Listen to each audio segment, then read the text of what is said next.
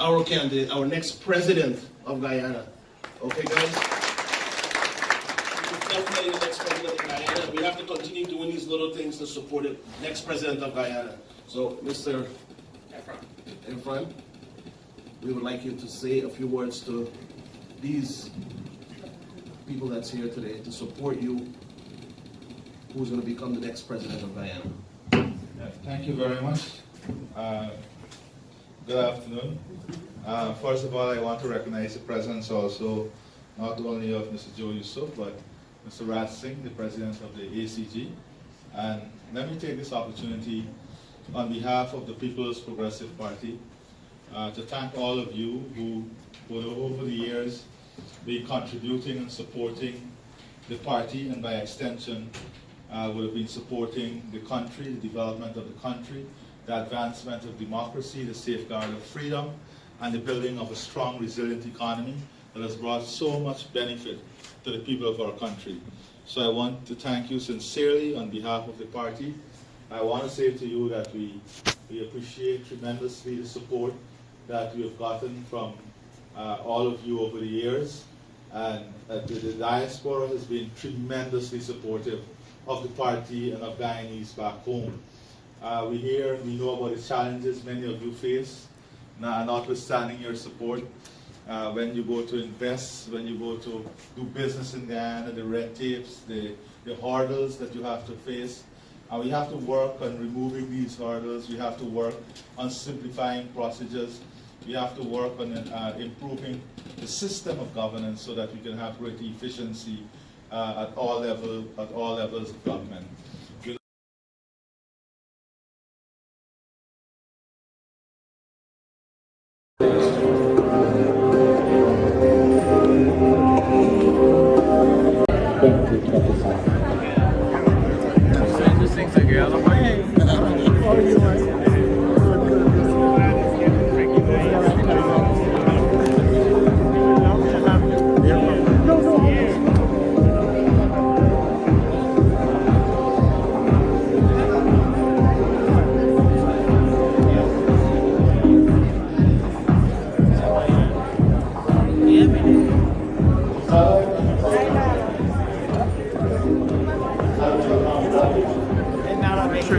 Make sure you get a voice again.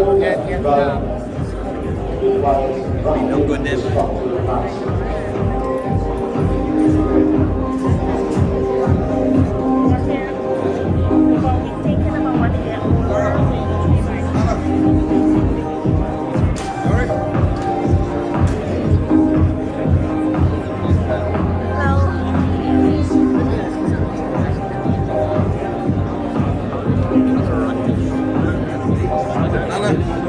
How's everything, man? Everything go good?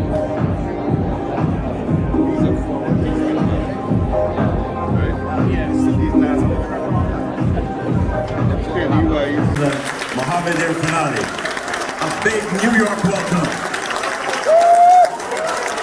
I can hear you.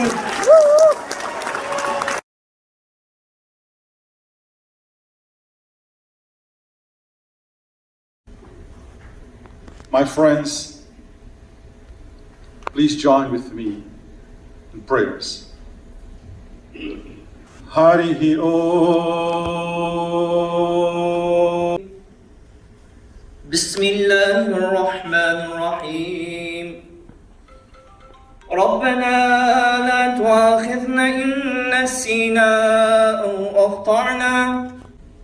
Building a safe haven not only for us, but for our posterity. Lord, we thank you today for this opportunity. And again, we beseech your blessings upon the President and those that stand around him to lead this great land. In the name of Jesus. Amen.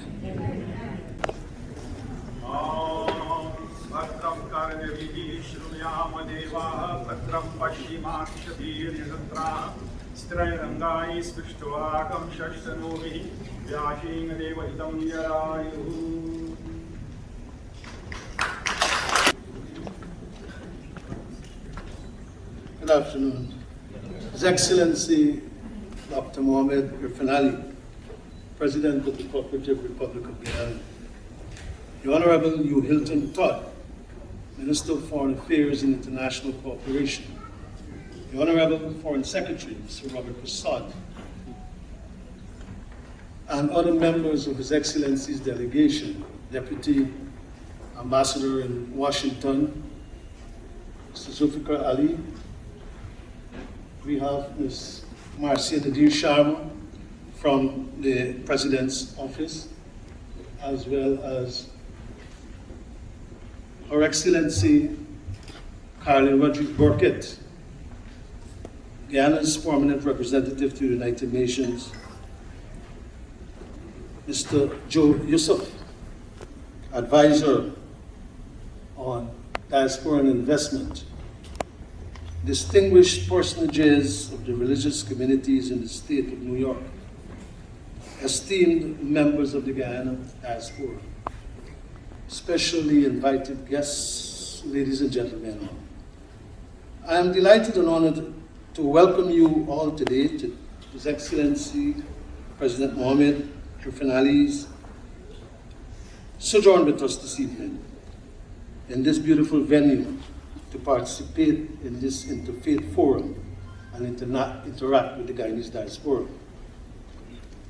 Let me hasten to add that our presence here this afternoon is yet another palpable manifestation of His Excellency's interest in using every possible opportunity to bring communities and groups together to inform of His vision for our country and to listen to the views of all interested parties as we work in unison towards the fulfillment of His One Guyana's agenda. President Ali's energetic, visionary, transformative, and people-centered approach to governance has seen him consult and engage extensively and has revealed his avid proclivity for meeting with groups and stakeholders in the interest of sharing information and pushing and accelerating Guyana's development. Such is the dedicated measure of the man.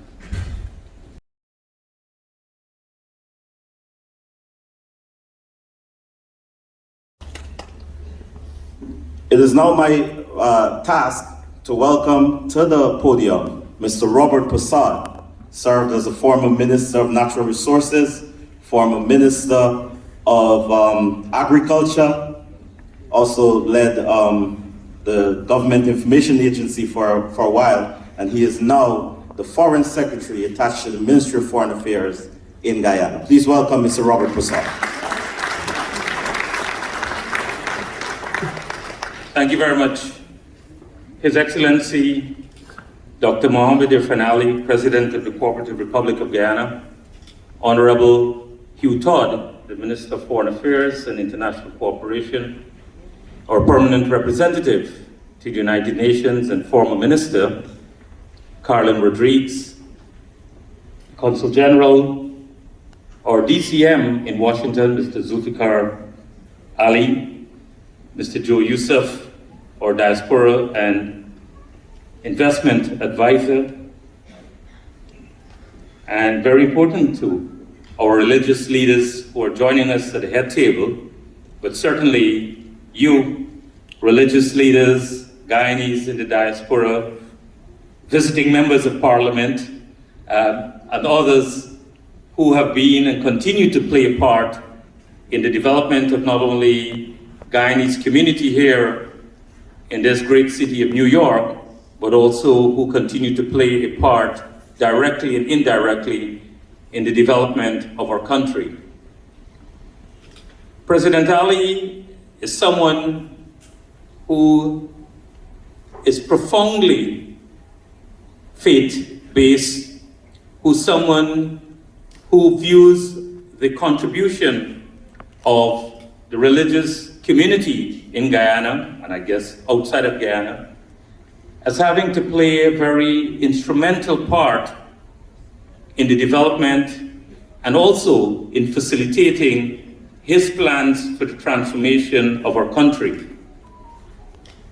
About 96% of our population belong to some religious faith. So we can say that in Guyana, we're a very religious country.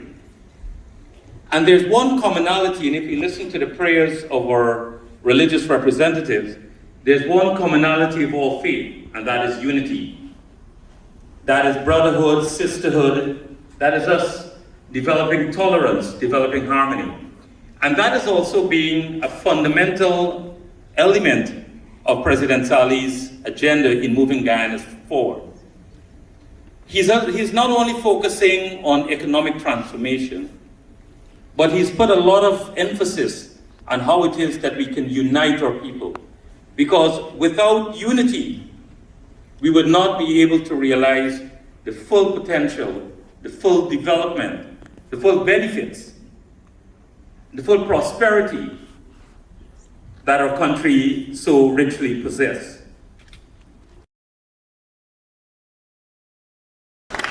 I'd like to recognize the NYPD Daisy Society. Guys, you could take a bow, stand and take a bow. Thank you. They have done a lot for communities of diaspora. They are always there for us, and we need to recognize them. Thank you very much.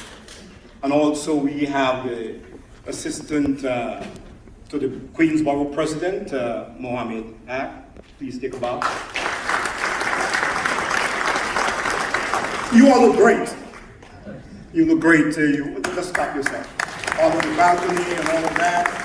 I don't want you just to be pensive. Now we're into good stuff. We continue with good stuff. We have our ambassador and permanent representative to the United Nations, Caroline Rodriguez Burkett, who will now come and present her message to us.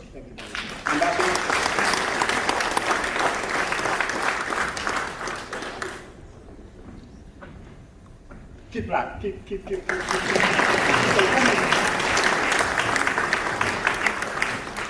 Thank you very much, Master of Ceremonies, His Excellency, President Mohammed Irfan Ali, Honorable Hugh Todd, Minister of Foreign Affairs, Mr. Foreign Secretary, Madam Member of Parliament Sheila Mathura, Consul General Michael Broderson, Joe Yusuf, Zulfikar Ali, Marcia Nadir, all members of His Excellency's delegation, our three leaders of the faith who prayed for us, and you, the people who are here. I am very, very pleased to be part of this event this afternoon and to join in welcoming you here to the event.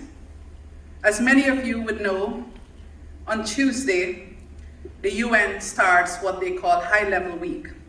It's the week when leaders from across the world come to the United Nations to speak about their country's progress, lack of it, or what they feel should be done in the international community. And I cannot think of a better occasion to start this week than meeting here in prayer. And for this, I thank everyone who's been part of the organization of this event. Guyana, I believe, is very fortunate. And one of our faith leaders spoke about love, harmony, and togetherness. And I believe that if we practice these three things every day in our lives, whether we're Guyanese at home or abroad, our one Guyana has a very bright future.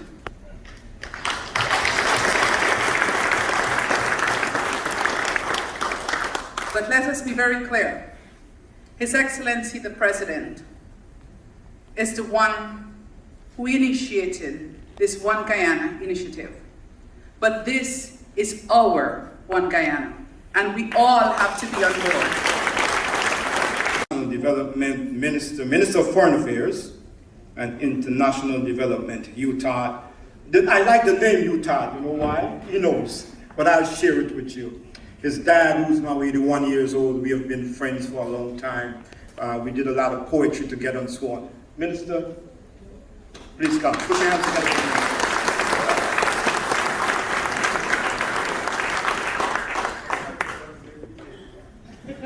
Thank you very much for that introduction. His Excellency the President, Dr. Mohammed Irfan Ali, Foreign Secretary, ambassadors, religious leaders, Member of Parliament, and more importantly, the wonderful group of individuals who have taken time off to be here this evening with us to share, to dialogue, and to build strong bonds of friendship. Welcome. Please give yourselves a round of applause. When President Ali speaks about development, he's speaking to Guyana and the diaspora, and he's focusing on a balanced development. Not just the infrastructural works that you will see, or the tangible things that you will see, but the main emphasis is on social development and enhancement. So when he speaks about transformation and transforming lives, everything that we do in terms of our policies and our strategies is centered around the individual, the citizen. It is important for us because our sovereignty depends heavily on our value system and how strong we are as a people. So the One Guyana initiative is designed to create nationhood, integration, and a strong cultural bond that will assist Guyana in being that great country that we always dreamed of.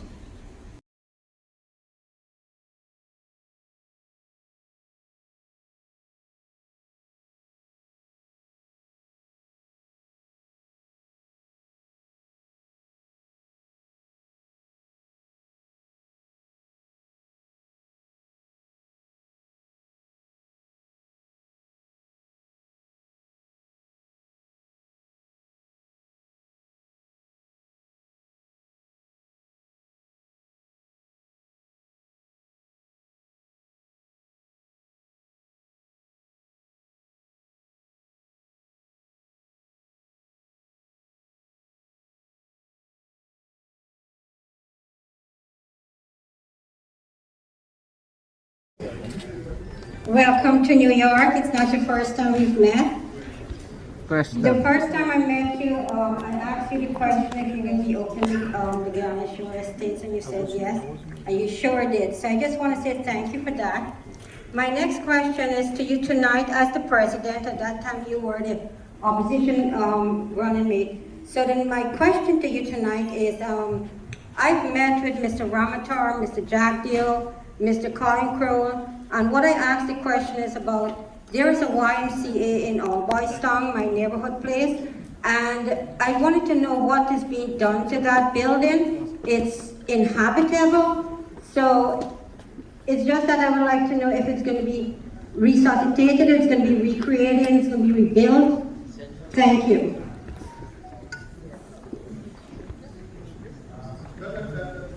Just before, so we get some focus. I have Oral Edgel here, put your hand up, Oral. I have Marcia. Where's Marcia? Marcia, go over there, please. And where's Riyadh? Riyadh, can you go to the back of this room, please? Now put your hands up back so they can see you. Oral? No, not you guys. All right, so these three guys are going to take, and girls, they're going to take any personal issues you have. You have issues that you want sorted out at a personal level back home. They're going to take those personal issues from you. And what they're going to do, when they take those issues, they're going to go back home, they're going to look into whatever your problem is. And so we're leaving here on Wednesday. We get home on Thursday. So we get home on Thursday. 5 days after Thursday, they will email you back. They will check on your issue and they'll email you what is the position of your issue. So any personal issues, they're taking it, okay? So you have them on both sides of the room and at the back. Okay, let's proceed. Next question. Hi, my name is Colette Boston. My family has property in Essequibo. my uncle or cousin was killed by the police. I don't know what was done, but last I heard, Mr. Quibble was really upset about what was done to Mr. Boston in that area. My question is this. How are you trying to recruit young Guyanese who were brought up over here back to Guyana to build up the country, since there has been a little bit of a brain drain from Guyana?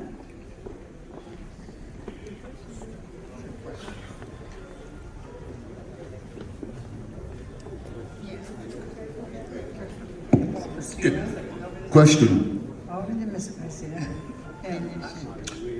Okay, my question is that on the U.S. Embassy, when you go on there, they tell you a lot of things about what they're giving to Guyana. They give $44 million for youth development in Guyana. Mr. Ali, I saw your program, I watched you study, and I saw your program of the youth development, but there was not enough of like together half and half of young people to be at that opening ceremony. So I just want to know if it's just for one side or it is for everyone. Because it's a good program the U.S. Embassy is doing. Also, the USAID that gave $44 million for the community of the Caribbean community and Guyana through the CARICOM. All right, so I don't know about 44 million. I know that we have many programs with the US, but you don't have any $44 million US program in Guyana, right? I can assure you that.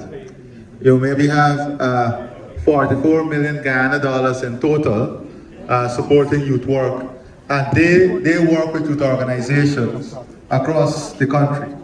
Now, if you're talking about the President Youth Choice, the President Youth Advisory Council, where is Marcia? What you would want to know is that Youth Council has just been celebrated by the UN. It's one of the first Youth Advisory Council to the President ever established. More importantly, I don't know which one of the programs you are looking at, but the diversity of that Youth Council is beyond anything you can dream of. And I don't operate by 50-50 or 20-20 or 30-30. I operate by Guyanese being part of the Youth Council. And what I can assure you is that the Youth Council is a representation of all Guyanese, by gender and by ethnicity. Gender and ethnicity. And I'm very proud of the Youth Council. And I can tell you, the Youth Council will be very disappointed to hear them being classified like that. The Youth Council is really a group of, and I see many young people here who can tell you, because they were there. They were there at the launching. But let's not get carried away with these, sometimes strange narrative that we hear. But maybe I should have, Marcy, do we have any video with the Youth Council? I'm sure I have it on my Facebook. I would like them to look at that video and show me. Oh, and they have a Facebook page too, the Youth Council. Go to that Youth Council Facebook page, the Advisory Council, and then I'll give you my number and you'll call me and tell me how beautiful you feel. Now, young people going back home, I agree. That is what we're doing. We are creating the opportunities for everybody. But when you came here, you were young. You came for opportunities. You came and made the commitment. Nobody came with a tractor or a bus or a plane to get you.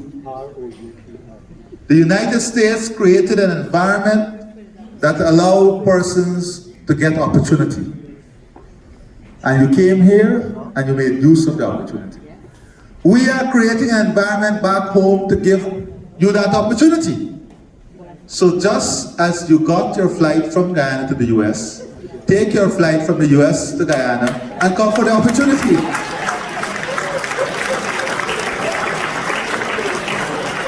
You see, I mean, let me be very frank with you.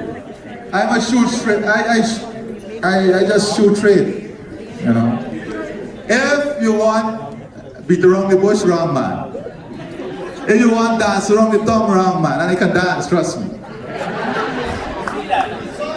We are going to work in a very straight and transparent manner. So, my answers are going to be very precise.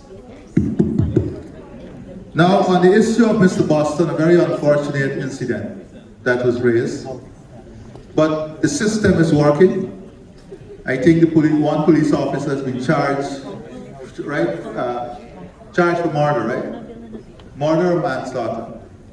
Don't hold me to it, but I know there are already charges, and that matters before the court. My friend who asked about our boys' town, you're making me give out my next visit. Because in a few weeks, I'll be in our boys' town, walking there, making decisions with the people. You see, I don't want to go and tell the people what is good for them.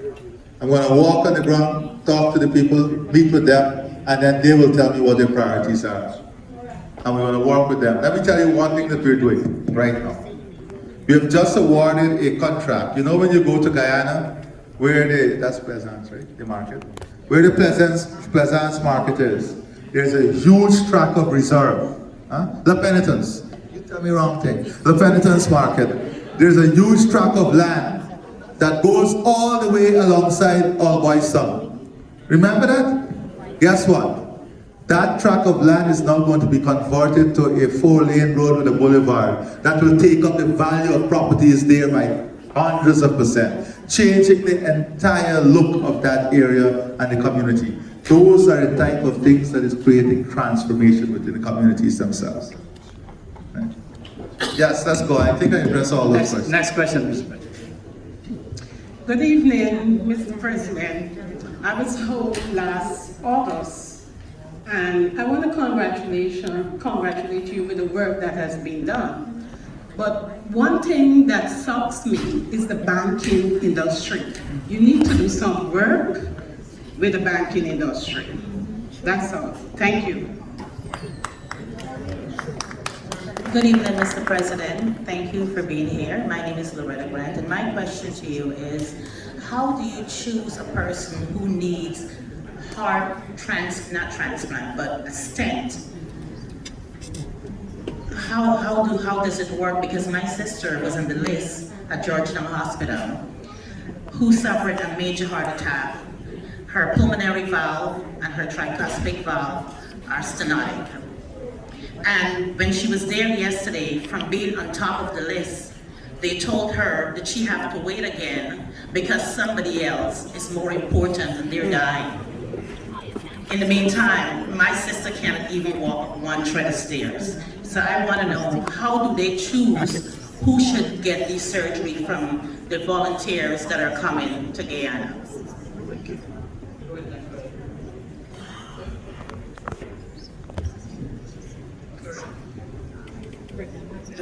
Too much.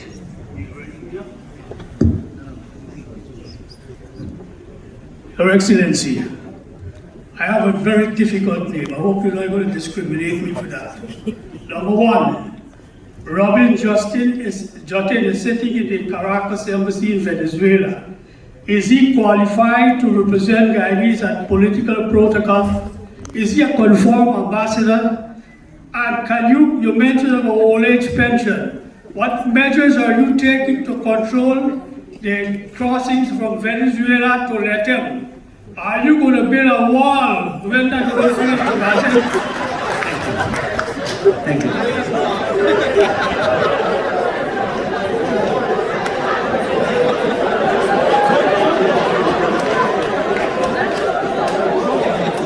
Okay. All right. We're not building any wall. Now let me tell you something. I spoke just now about us being responsible. We are part of a global community. As I speak to you now, we have more than 10% of the size of our population as migrants from Venezuela because of the difficulty they're faced with. You should be proud that your country is providing support, food, shelter, and social services to that more than 90,000 migrants from Venezuela. Because we have a responsibility. We have a global responsibility, and we must take that responsibility seriously. And let me tell you, as the country develops and more opportunities are there, more people will come. That is how development is. We have to build a system to take care of this and to address this. Now I want to clear up a little thing here. In terms of heart surgeries and the heart stenting, so we have the Caribbean Heart Institute. Now there is no volunteers. We pay for every single service that is done there. The government subsidizes it 100%. 100%. We had persons in the diaspora who invested in. We have some groups that come every year and they assist. Now I can't tell you who get priority. That's a medical decision. Like any other country in the world, it's a medical decision. You could give our 3 staff the information from your system, and we can find out about it and let the medical people advise us on why and who is at the top of the list. But that much I can help you with, okay? Give them the information, we'll get back to you on that. But we're also building, for the first time, cardiac hospital, and we're working on this with Mount Sinai. So they are working with us on improving our capacity. The private sector is investing in this also, so our capacity will be improved tremendously. The banking sector, I am with you 100%. But you're sitting in an environment that is part of the problem. You see, the Prime Minister of Barbados went before the House and gave evidence 2 days ago, dealing with the financial system itself.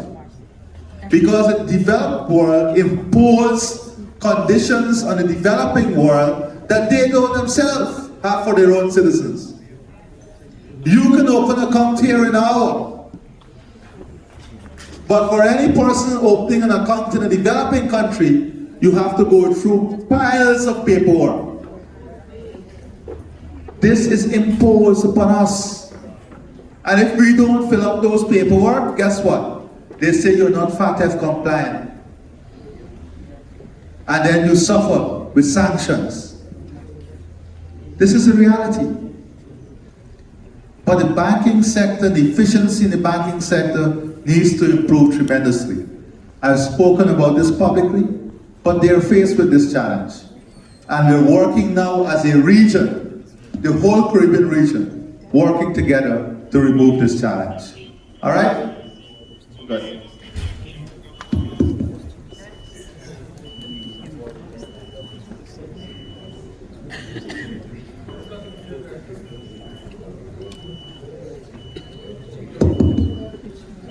Yeah, Mr. President, before I get to my question, I'm Albert Balio, the elected district leader of Richmond Hill. Thank you very much for being here, and more so for your wonderful universal message. I'm not about building a wall, we're about expanding the wall. How can you expand with us in the diaspora in accordance with your universal guideline of one Guyana, so we can have a greater exchange of trade and ideas and positivity that you can help us with and show an example for us to come together and unify here, because a lot of our resources, a lot of our talents are being wasted by failure to follow that sort of community and unity which you have espoused so successfully in Guyana. If you can help us with that, we'd be very grateful, Mr. President. Thank you. Mr. President, Assalamu alaikum. First and foremost, may the peace and blessing of Allah be upon each and every one of us. I have 3 questions actually, and okay, one, I thought it was 3 questions, okay. 1 question, all right. As someone who has grown up in the United States, and I understand you said it's easy, the same way how we came to the United States on an airline, we can go back to Guyana to invest in Guyana.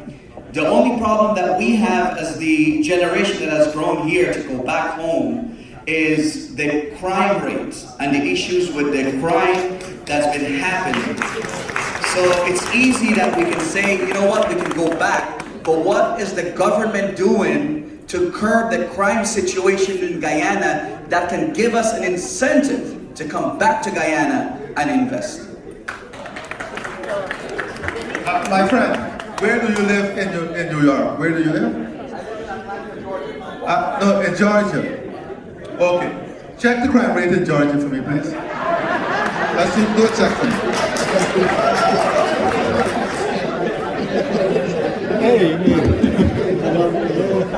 Good evening, Mr. President. All right. And good evening, everyone. Well, 1 second. Let us help him. Help him. Check it per capita in Georgia and Guyana. Yeah, afterwards, hopefully. I don't know how many questions. Good evening, Mr. President, once again. I just want to just address something. My name is Sasha Watson, and I'm a business entrepreneur here in the U.S. And we give back to Guyana every year, and you know, we give hundreds of backpacks to children and school supplies. But at the end of the day, when we're giving back those things to our community in Guyana, we are charging taxes when we're sending down those things to Guyana for some reason. That's one of my issues. The other thing is, I was a young lady growing up on the east coast of Pigeon Island, east coast of Demerara. The poverty level still remains the same. I am just asking you guys if you can really address that issue in the back of Pigeon Island, east coast of Demerara. Thank you so much, I appreciate it. Okay, I was recently in Pigeon Island. Pigeon Island was a squatting area. The entire Pigeon Island was a squatter settlement. We built infrastructure and we developed Pigeon Island, the front part, into a regularized housing scheme. So when it was a squatter settlement, the value of a land was nil. We built infrastructure. The value of a piece of land in Pigeon Island now, you can go to Pigeon Island now and check, is millions of Guyana dollars. Move from 0 to millions. You agree with that? So how can you say that the poverty level remains the same? If you're agreeing with me on that, how can you say the poverty level remains the same? I mean, we got to be rational, not emotional. All I want us to be is rational, not emotional. So if you increase in net value from 0 to millions, then the poverty level has to change. Now, the second part of Pigeon Island, there still remains a squatter settlement on the Sea Defense Reserve. You think you could come to the US and build a house on the reserve for the river defense? When we're talking about rules-based society, it must be applied. So what we have said to those persons, who could be regularized will be regularized. Who cannot be regularized, we have to move them into a structured housing scheme. Now, let me explain to you something else. In 1990, there were over close to 300 squatter settlements in Guyana. As I speak to you now, there is perhaps less than 40 squatter settlements. So, what I'm saying to you is supported by facts. If you go back to Pigeon Island now, you will see that we are further enhancing infrastructure that will further take up the value. So poverty has not remained the same in Pigeon Island, my dear. Congratulate you. May I finish these questions yet? All right, go on. I want to congratulate you and the people and the PPP party in Guyana for the fine job that they're doing. These people who are criticizing and make statements, yes, they're free to talk. They are free to talk, but the interest rate in America is 6% presently. People are not talking about that. People are talking about what is happening. Cost of living in America since the Ukraine and Russia problem have gone up by 50 to 60%. And Guyana is a small country and we are making rapid progress every day. Thank you very much.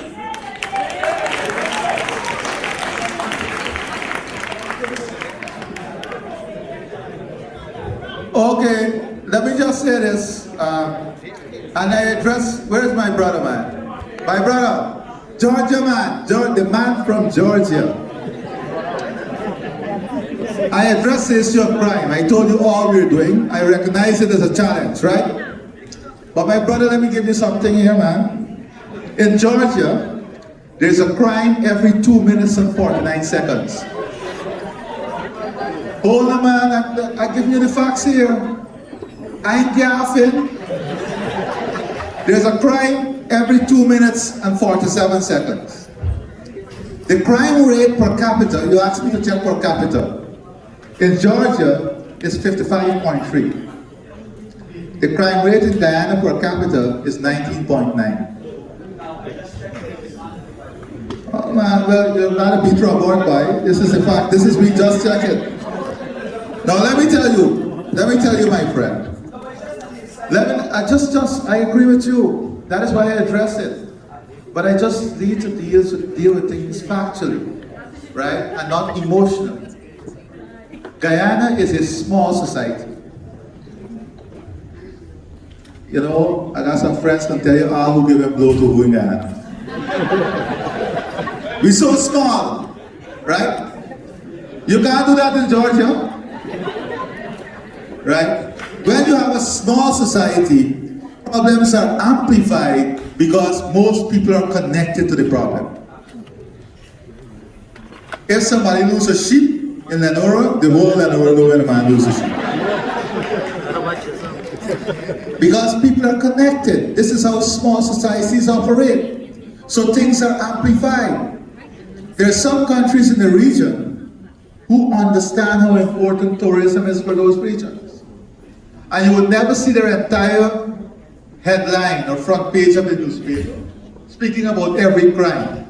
Or if you get picked. I give an example in Orlando. Romeo Hitlall is my friend. I went to Miami and we went into the mall and we left the laptop in the vehicle. By the time I came out back, we went to buy ice. Thing gone. But I still love Miami. The system has to work. Let the guys tell you, these guys in uniform, you know, I sometimes you feel sorry for them. They have to face the challenge of crime that is changing in nature every day. And with every single person owning a phone or being a reporter, they are on greater scrutiny every single day in the way they execute their jobs, which is good. It helps in transparency and accountability. But let us not use crime as the excuse of not coming home. I have heard this tirelessly. It is a challenge, like any other country. We are working on it. You have many people. All those who went home in the last 2 years here, put up your hand.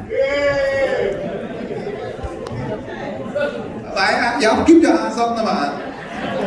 All right. And all those of you here who went home in the last 2 years and you got robbed, keep your hand up. None. You see that, my friend? Look, right there. We just did a poll. I just did a poll for you, my brother. My brother, I just did the poll for you. May Allah subhanahu wa ta'ala bless you. Move on, next.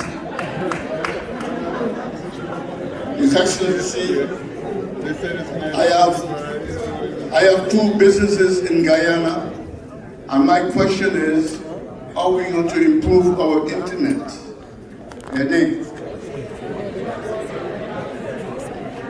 That's all.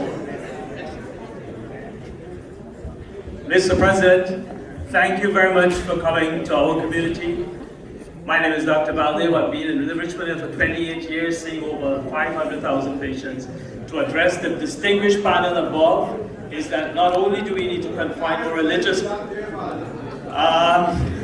you, Mr. President, is that not to only confine ourselves to our churches, our mosques, our temples, etc., in order to impart knowledge. If we can actually be able to tell our congregation that through empathy, through tolerance and patience, one by one we can get through. In one Guyana not only, that but one United States as well. Mr. President, to you, sir, thank you very much for a fabulous, fabulous speech. In addition to outlining what your vision is for Guyana into the future, I hope you're also making ways and means of keeping your position there so that 5 or 10 year period can be done. Thank you, sir.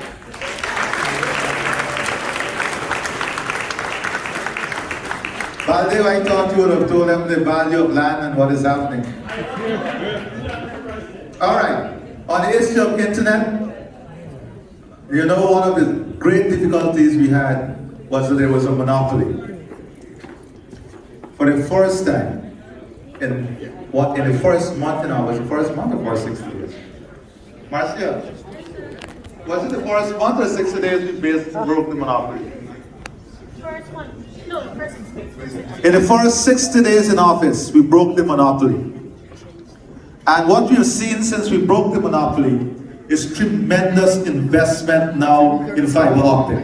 We have 3 fiber optic cables coming into the country. That is why the call center industry is seeing a more viable future now in Guyana. And not only is the quality improving, but also the cost is coming down. And that is what we want. So you're right.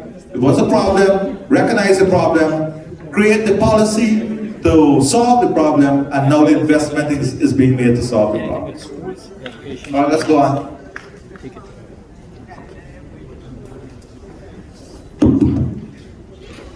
Mr. President, greetings. Thank you for that presentation, very good address.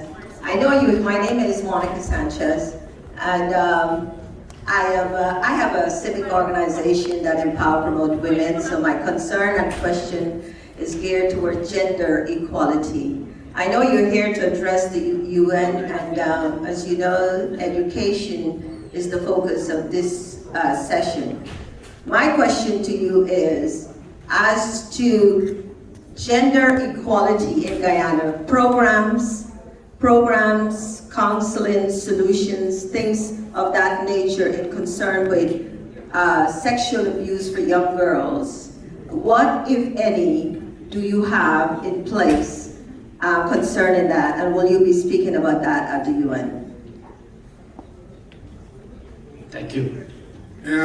I didn't come to complain or I'm happy. I just want to compliment. For the time that the PPP government been in power, this is progress. So put your hands together.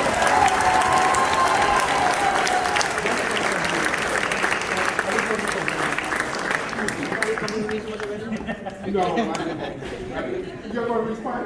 I didn't come to complain, I'm going to All I can say to you, brothers, thank you. God bless you. Now listen, I didn't address the issue. The young lady who said that they take stuff back to Guyana to distribute, and you pay taxes. Where is the young lady? No, not this one. Earlier. The one before Pigeon Island. It's the same one. Can I ask you a question? Where is she? She left. Okay, because I wanted to know whether she registered as an NGO in Guyana. Once you're registered as an NGO, the problem done. But you have to follow the process. Everybody can't just decide you wake up one morning and say, no, Barrett. You have to have structure. You have to register as an NGO. And Ms. Sanchez, your questions are so relevant. Extremely important issues, not only for Guyana, but for the world. So, this issue has been occupying a great part of our agenda. Minister Vindi has been working on this, but more importantly, We are working in the school system. We are building support mechanism, expanding counseling, building care facilities. The First Lady launched very recently a project that is called Removing Period Poverty in the country. These are important things. They were taboo subjects in the past, you know this. Educating women, educating men, educating young people, stronger sexual offense laws. It's a whole architecture. I would love to have a conversation with you. And many sidebars at the UN, the sub-meetings and committee meetings, this issue will be raised. But it's that and mental health are two issues we're focusing heavily on. I didn't get the opportunity to speak about mental health, but those are issues that, and you can give Marcia your number so we can contact you and have a greater conversation, but very, very critical issue. Thank you.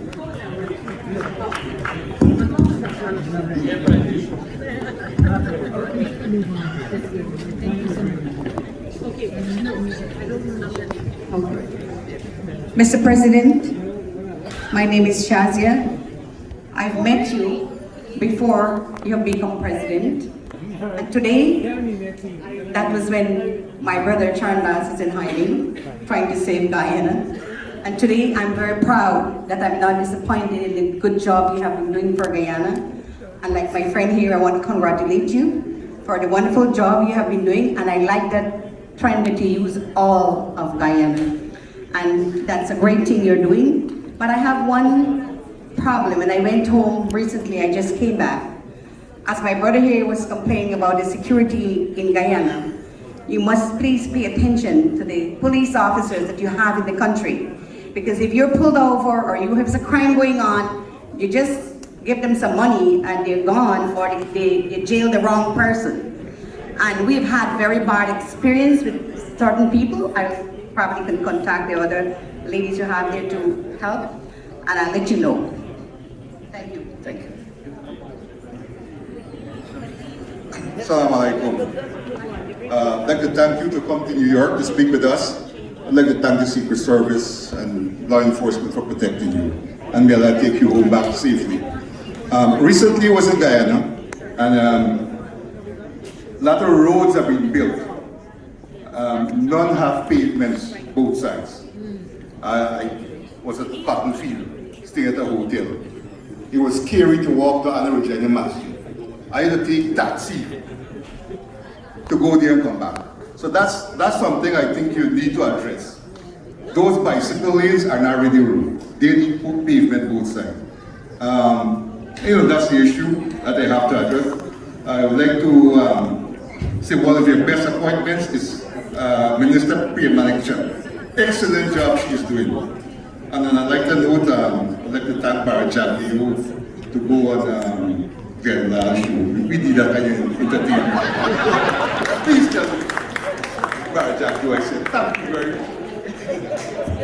By the way, this is Ali Bashnevi. Hi, good afternoon, President. The question I have for you is that during the election, and I would say rigging in Guyana in 2020, there was a lot of guardian of democracy. And we have, I think you have mentioned it, that we were going to give some awards to these people. What is the status with us, I'm asking, because I know quite a few people who do a wonderful job. They may not have belonged to the PPP or so, but they were actually guarding democracy. And it is my honor wishes to see some of them being recognized.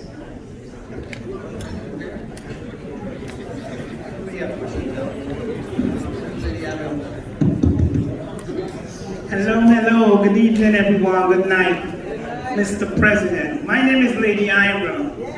I'm from New Jersey, but I'm 110% Guyanese, okay? Big up yourself, give yourself a round of applause. Mr. President, I've been raising Guyana flag for the past 20 years in New Jersey and keeping Guyana on the map. And I know there's lots of things that when we talk to leaders that they say they would do, but when you do call the ministry or the people in charge, they're on a different page to you. So I'm asking that the things that you said that you would do for the people, that the people in the office keep on the same track with you and not saying, well, they can't do this and they can't do that. Because a lot of times we're being promised things that we don't ever get when we leave meetings like this. So I'm just asking that whenever there's a promise, it should be kept. And I'm saying that for people like us in the diaspora that is doing a lot of stuff for the people back home, right now we're tired and weary of spending our money. So we need some help from the government. Because right now I'm trying to build a special needs home in Agricola because nobody's looking at that. I don't mind, but I'm trying, but I need help. I have a center there. I do a lot of stuff for the people in Agricola. And I never lived here. But I would like to get some help in continuing to do the things that I'm doing for special and the